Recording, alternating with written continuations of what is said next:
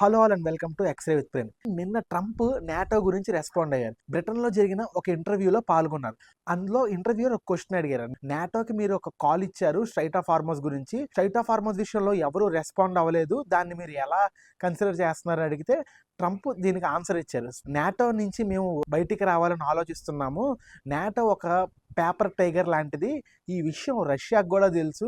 Straight of Hormuz open చేయడానికి అందరూ help కావాలంటే ఎవరు రెస్పాండ్ అవ్వలేదు. సో నాటోలో ఉన్న దేశాలన్నీ పిరికి దేశాలు. సో నేను అందుకే ఈ నాటోలో నుంచి బయటికి రావాలనే ఆలోచనలో ఉన్నాము అని చెప్తూ వచ్చారు. అండ్ ఇంకో పక్కేమో యూకే ప్రెసిడెంట్ కీర్ స్టామర్ కూడా ట్రంప్కి నెగిటివ్గా రెస్పాండ్ అయ్యారు. నాటోకి యుద్ధానికి ఎటువంటి సంబంధం లేదు, మేము యుద్ధంలో పాల్గొవాలని అనుకోవట్లేదు. స్ట్రైట్ ఆఫ్ హార్మోస్ ఓపెన్ చేయడానికి మేము ప్రపంచ స్థాయి చర్చలు నిర్వహించడానికి ఆశిస్తున్నాము. ఈ శాంతి మార్గాల్లో ఎన్నుంటే అన్ని మార్గాల్లోనూ మేము స్ట్రైట్ ఆఫ్ హార్మోస్ ఓపెన్ చేయడానికి ట్రై చేస్తాము. ప్రపంచంతో కలిపి ఒక వరల్డ్ వైడ్ చర్చని పెడతాము. ఎవరు ఎన్ని చెప్పినా బ్రిటన్కి యూజ్ అయ్యే డెసిషన్స్ మాత్రమే మేము తీసుకుంటాము, మిగతా ఏ డెసిషన్స్ మేము తీసుకోమని చెప్పేసి యూకే ప్రెసిడెంట్ చెప్తున్నారు. ఇది అసలు మా యుద్ధమే కాదు, మేము అసలు ఈ యుద్ధంలో పాల్గొనదలుచుకోలేదు. ఈ వార్ వల్ల స్ట్రైట్ ఆఫ్ హార్మోస్ క్లోజ్ చేయడం వల్ల మేము కూడా బాగా ఇబ్బందులు పడుతున్నాము.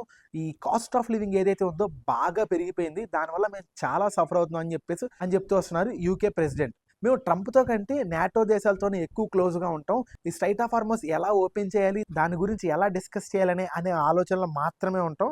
ఏది మాట్లాడబోమని చెప్పేసి యూకే ప్రెసిడెంట్ స్ట్రైట్ ఫార్వర్డ్గా చెప్పేశారు.